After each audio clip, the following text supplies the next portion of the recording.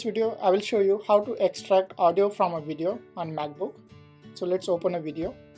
So this is a video. If you click on the play button, reduce video file size now you can hear this sound, and it's a video. Okay, so now go to the file, and here you will see option export as, and then choose the last option, that's the audio only. Click over there.